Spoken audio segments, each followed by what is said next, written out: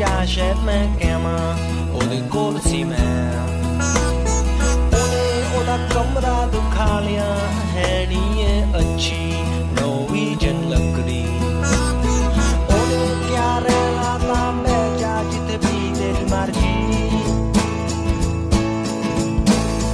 e alle quali te chiacoi o te così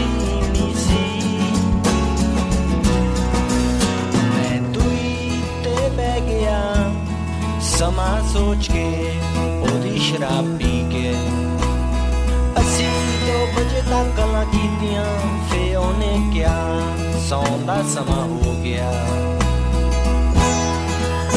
Ramón Lobo, buenos días. Muy buenos días, ¿qué tal? ¿Quién nos iba a decir a nosotros hace una semana que dentro de 10 domingos a esta hora estaremos abriendo colegios electorales? Sí, ya veremos qué pasa. ¿Qué pasa de esas elecciones? Puede salir lo mismo. Luego tenemos elecciones municipales autonómicas en algunos sitios y europeas. Bueno, la fiesta de la democracia, que es el típico tópico que decimos siempre, nos lo vamos a pasar pipa. Bien, ¿hay algo que dependiente que te haya faltado a ti? Porque creo que tenías una cosa con Pedro Sánchez que no has conseguido resolver. Sí, ¿no? ¿Qué pasa con el estatuto del artista? Por favor, sí. No dejen esto en manos de los que vengan. Te pasa a ti, le pasa a mucha gente, sí, ¿no? A Forges, que ya no le sirve de nada. Luis Landero, Javier Reverte, hay tanta gente. Para que nos entienda la gente, es que si escribes un libro y tienes éxito, te pueden quitar la pensión. Eso es así de sencillo. Entonces no puedes escribir o no puedes tener éxito o no sé. La pensión es un derecho y bueno, puedes ir a un terreno todavía más denigrante, diría yo, que es el de decir la gente que tiene creatividad literaria, por ejemplo, que deje de crear, porque Exacto. Si crea pierde la pensión. Sí, además es que es idiota, porque cuanto más dinero ingreses y sea visible, mejor para Hacienda, porque Hacienda te cobrará la pensión, lo que ganes hasta el salario mínimo interprofesional, y al final te estarás financiando tú una parte de tu pensión. Es un problema de inteligencia política, que en este país parece ser que no hay mucha. ¿Tú te das cuenta de que dentro de 11 semanas podemos estar diciendo el presidente del gobierno, Pablo Casado? Pablo Bueno, no lo Rivera. No lo sé, Pablo Rivera. Yo elegiría a Pablo Rivera. Pablo Rivera. No, esperemos que no. Yo no sé. La verdad es que tenemos una derecha hiperventilada que no sé qué le pasa. Ciudadanos no sé a qué está jugando cuando tenía un campo enorme para jugar el papel de derecha europea. No sé, veremos a ver. También creo que se debe aprender de lo que pasó en Andalucía y salir a votar lo que cada uno quiera, pero salir a votar. Yo me exilié cuando llegó José María Aznar, así que toma ejemplo. Bueno, es una posibilidad, ¿no? Yo igual vuelvo a Estados Unidos.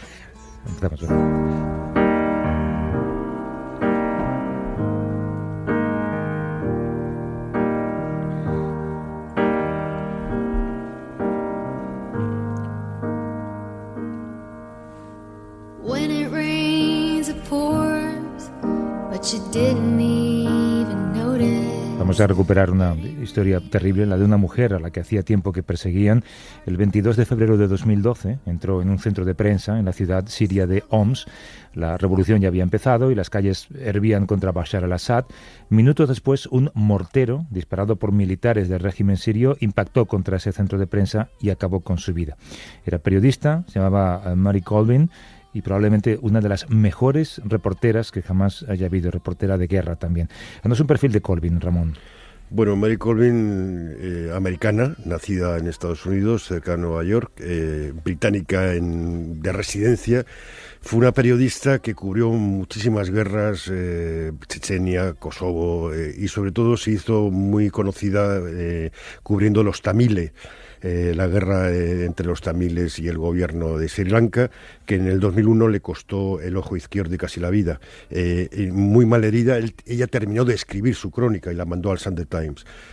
Murdoch mandó un avión para recogerla, ella siguió luego trabajando con un parche en el ojo y ahora se acaba de hacer una película sobre ella.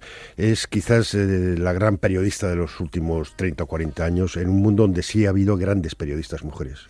7 años después, un tribunal de Estados Unidos Unidos ha revisado el caso y ha determinado que aquella muerte fue un asesinato.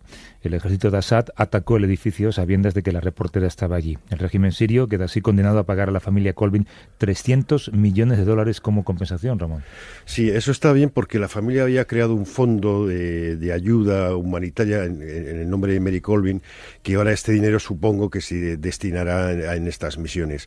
Es importante determinar que a veces en una guerra sí te pueden matar accidentalmente porque estás ahí, hay una emboscada y te matan, y otras veces el bombardeo se dirige directamente a los periodistas, como fue en este caso, y es importante que se condene. Hay otro caso, como el de José Couso, que el gobierno español ni el de Aznar ni el siguiente de Zapatero hicieron grandes cosas para averiguar qué es lo que pasó y quiénes eran los responsables.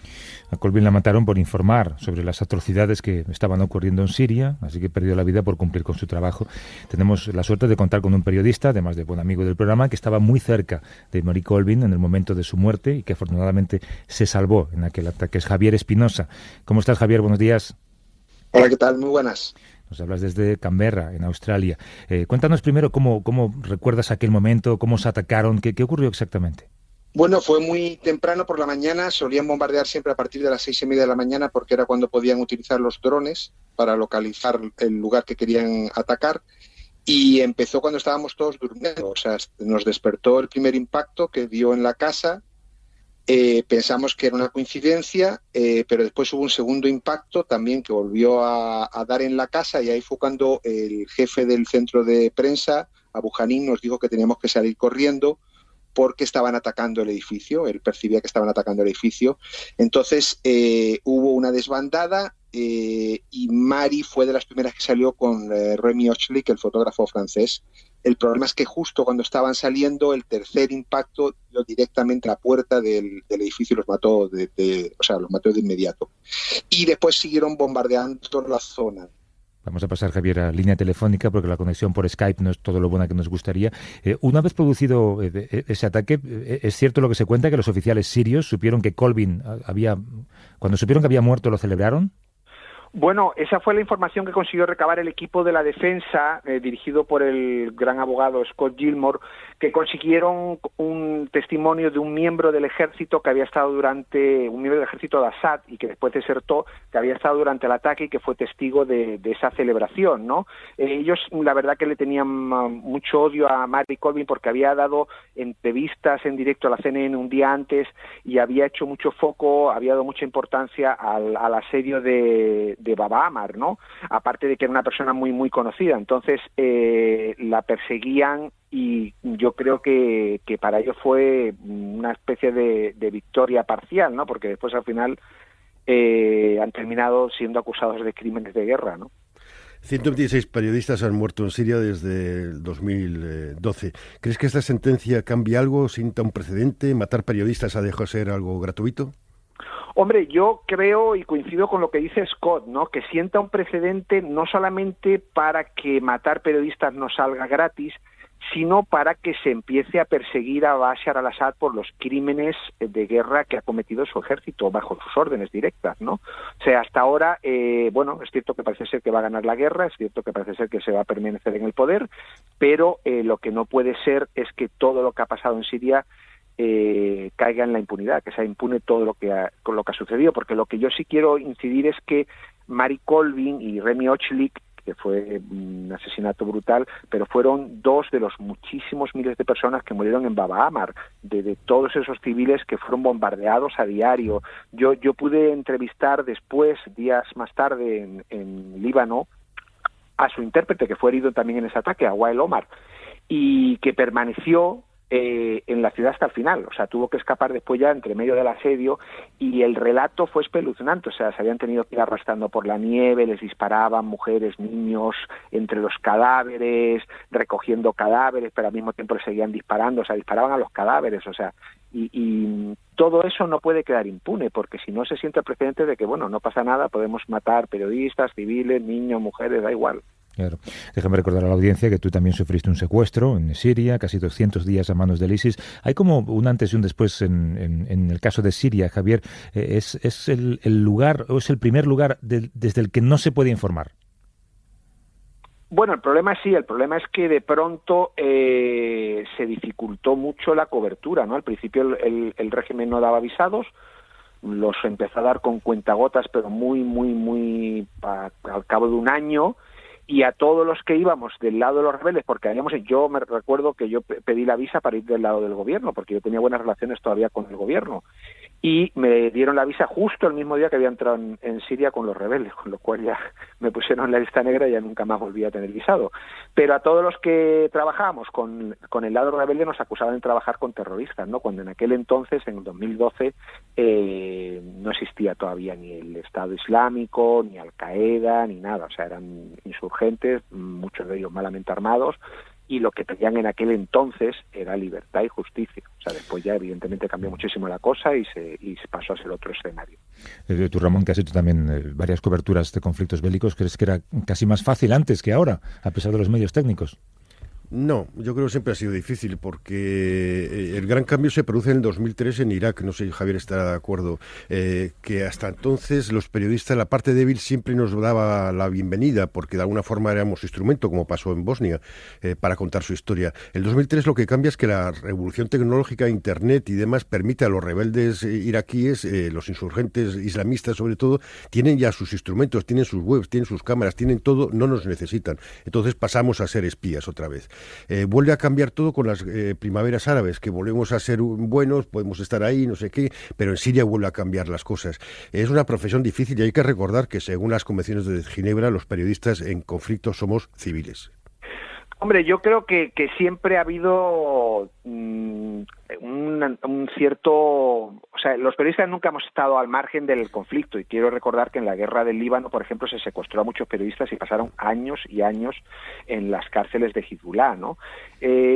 Creo que todos los conflictos siempre han tenido una dinámica en la que los periodistas hemos sido de alguna manera pues unas partes víctimas, otras partes enemigos. O sea, no creo que nunca haya sido más fácil o más difícil. Creo que los conflictos siempre han sido complicados de cubrir, cada uno con su carácter específico, ¿no? Podemos irnos a Vietnam y ver el número enorme de gente que murió allí, ¿no?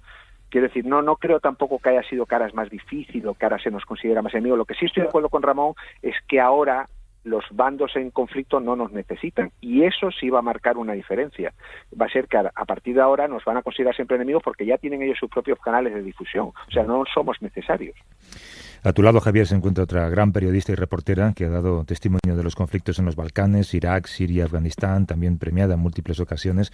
Es también compañera de este programa, Mónica García Prieto. ¿Cómo estás, Mónica? Buenos días. Hola, buenos días, Javier. Buenos días, Ramón. Cuando Mary Colvin falleció, tú recibiste una llamada en la que te informaban de su muerte y te confirmaban, afortunadamente, que Javier, tu marido, seguía con vida. ¿Recuerdas aquel momento? Lo recuerdo nítidamente, fue terrorífico y, claro, no me lo esperaba. Fue justo minutos después del ataque, Abu Hanin me llamó desde la casa de enfrente y me dijo: Mónica, te quiero contar en primer lugar que Javier está vivo, lo cual ya me dio el índice de lo mal que estaban las cosas. En segundo lugar, pues que acaban de bombardear el centro de prensa y tengo a 2 periodistas muertos. ¿Qué hago? Están bombardeando. Yo había estado en ese centro de prensa un mes antes con aquel equipo de activistas en el primer asalto al barrio. Fue un asalto también muy sangriento, terrorífico, y yo era la única periodista extranjera en aquel momento, lo cual me unió muchísimo al equipo de activistas, de manera que mantuve contacto con ellos a diario, ¿no? Y entonces, a partir de aquella llamada, pues se desencadenó la locura que os podéis imaginar que conlleva, pues comunicar al medio y comunicar a las familias que lo peor había ocurrido y que teníamos una situación muy complicada, porque los activistas querían, ante todo, llevaban tan mal la idea de haber perdido a 2 periodistas que habían arriesgado sus vidas por el barrio y por contar lo que estaba pasando, que querían devolver los cadáveres a las familias. En el contexto de que estamos hablando, asedio militar, no era posible ni entrar ni salir del barrio y tampoco tenían cómo mantener a los cadáveres, porque no había una morgue ni un hospital, ¿no? Con lo cual comenzó pues un proceso bastante complejo que duró pues casi una semana de cómo mantener los cadáveres sin que se corrompan, finalmente dónde enterrar a los cadáveres, y ya por último pues me informaron de dónde habían sido enterrados para que pudieran ser recuperados por la Cruz Roja Internacional, y ahí ya pues cayó el barrio, cayeron las comunicaciones, no pude entrar en contacto con ellos más y fue pues una carrera frenética hasta que localizamos mediante Google Maps la zona donde se me había indicado que estaban los cadáveres y se pudieron realmente recuperar y enviar de vuelta a las familias. Qué barbaridad, qué historia. Háblanos un poco de la figura de Mary Colvin, Mónica, y qué significa un poco para ti. para mí, yo creo, para toda una generación de reporteras, ha sido un referente actual, un referente de nuestra generación, ¿no? Una mujer que lo dio todo, sacrificó todo por lo que creía, por el periodismo, y que además era una mujer muy enfocada en lo que yo creo que nos hemos enfocado casi todas las mujeres que permanecemos en esto, que es en derechos humanos, en defender mujeres y niños, básicamente, ¿no? La parte más débil de la guerra, lo más vulnerable. Lo más fácil es quedar fascinado por el frente de batalla, yo lo he dicho muchas veces, lo más difícil, lo menos visual, digamos, es ir al sótano donde está sobreviviendo toda la gente y donde los niños no tienen que mamar porque a las madres se les ha secado la leche. Para que nos hagamos una idea, era un poco eso lo que representaba Mary, esa parte, el ir, pues eso, a la fosa común que está siendo exhumada, donde las mujeres lloran a los cadáveres de sus de padres, hermanos, de sus hijos, etcétera, o a ese frente o a ese sótano que está inundado y donde llevan bombardeando durante casi un mes, ¿no? Entonces, pues ella fue un modelo a seguir en todos los sentidos, una persona que nos iluminó toda una generación, yo creo, internacional de periodistas, y su pérdida fue yo creo, un choque para muchos colegas. Hablé con muchos después de aquello, precisamente porque fui desgraciadamente la encargada de la noticia. Fue un shock terrorífico porque realmente creíamos todos que ella era inmortal. A ella no le podía pasar nada, ¿no? Recuerdo que Maruja Torres siempre decía que cuando ella cubría conflictos bélicos, era otra época también, decía que para tener que demostrar que era igual que los hombres, tenía que jugársela tanto como ellos y beber tanto como ellos. Tú eres de una generación posterior a Maruja, pero ¿alguna vez te has enfrentado a la frase ¿cómo te vamos a enviar a ti? Si eres una mujer, ¿cómo te vamos a enviar a ti a la guerra?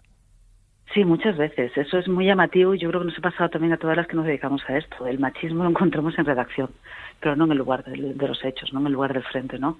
Allí, y ahí pongo como ejemplo también Baba Amer, porque es el barrio que estamos hablando, el aura de respeto que genera la mujer periodista es simplemente espectacular, ¿no? Entre un grupo de hombres es un ambiente muy masculino, el frente de batalla, el grupo de activistas, había una sola mujer y 15 hombres, ¿no? Y de pronto, cuando yo llegué al barrio, yo llegué sola, no era la única periodista, había 2 periodistas más y eran las 2 mujeres. Una madre de 2 gemelos, una francesa y una colega belga, ¿no? Entonces éramos 3 mujeres y para aquel entorno de hombres activistas y de guerrilleros del FSA que venían de vez en cuando a la casa a mirar a ver qué estaba pasando, etcétera, pues éramos una revolución el saber que las únicas periodistas que estábamos allí éramos 3 mujeres occidentales, ¿no? Entonces yo siempre considero que las mujeres en el contexto de batalla no tenemos género, somos un tercer género. Se nos respeta igual que un hombre. A mí, desde el primer o segundo bombardeo grave que sufrimos, cuando yo estuve intentando ayudarles a ellos, que no estaban acostumbrados a situaciones, se me apodó hermana, y desde entonces yo fui la hermana por aquí, hermana por allí, hermana ayúdame, hermana a ti te toca el trozo de carne, ¿no? Entonces ya te digo, yo creo que para las mujeres en guerra, desde luego, tenemos el mismo respeto, el mismo tratamiento de respeto y la misma gratitud, el mismo sentimiento de gratitud. Nos demuestran los civiles, sabiendo que hemos sacrificado nuestra zona de confort para ir voluntariamente a contar lo que les está pasando a ellos. Después hay que recordar que ha habido grandísimas periodistas mujeres en todas las generaciones, en todas las guerras, fotógrafas y periodistas que escriben. Marta Gellhorn, por ejemplo, aquí dejó crónicas imborrables de la Guerra Civil Española, y que una mujer en conflicto puede hacer el trabajo no solo exactamente igual que el hombre, sino que encima tenéis acceso no solo a sitios que nosotros no, sino tenéis acceso a una mentalidad, a una complejidad mental que es totalmente imposible que un hombre entienda. Y muchas veces también una parte, lo más divertido a mí por lo menos me resulta jugar con la resulta debilidad que tenemos las mujeres, ¿no? Cómo se confían los hombres hablando, por ejemplo, de estrategia bélica delante de una mujer, sin entender que nosotras podemos tener incluso más experiencia que ellos en esos contextos, ¿no? Con lo cual al final terminas accediendo a muchísima más información seguramente que un hombre, porque no se fían tanto de vosotros o porque sí que se nos aprecia cada vez más como espías. Una mujer, claro, tiene el marchamo de pobrecita, es mujer, no se va a enterar de todo, con lo cual al final se terminan confiando en muchas más cosas. Y efectivamente en los hospitales pues llega un momento en el que no solamente eres periodista, también estás allí para echar una mano, porque no como persona, un hombre y una mujer, quiero decir, no, si están llegando 50, 60 heridos, pues llega un momento que si puedes hacer algo, lo haces. Si puedes ayudar a un crío que está solo y que está perdido y está en trauma, pues lo haces, ¿no? Entonces yo creo que al final pues sí que terminamos adquiriendo un rol bastante más complejo que solamente el ser notario de lo que está ocurriendo. Una conversación fantástica a raíz de esa sentencia de un tribunal de Estados Unidos que ha revisado el caso de Mary Colvin y ha condenado al régimen sirio a pagar $300 millones como compensación. Mónica García Prieto y Javier Espinosa, desde Australia, os agradezco mucho este diálogo. Un beso fuerte, abrazos. Un beso. Un beso, adiós. I envy the birds high up in the trees. They live all their lives so purposefully. I envy the spiders. ¿Tú sabrás a quién le dedicas esto, Ramón? Pues no sé, a todos nosotros, ¿no? Que Para que Dios nos pille confesados dentro de 10 semanas, ¿no? que vamos a tener el Juego de Tronos tanto en la serie como en la realidad. En la derecha y en la izquierda. Eso. Hasta luego. In this handmade heaven, in this handmade heaven, in this handmade heaven. A vivir que son 2 días. Javier del Pino.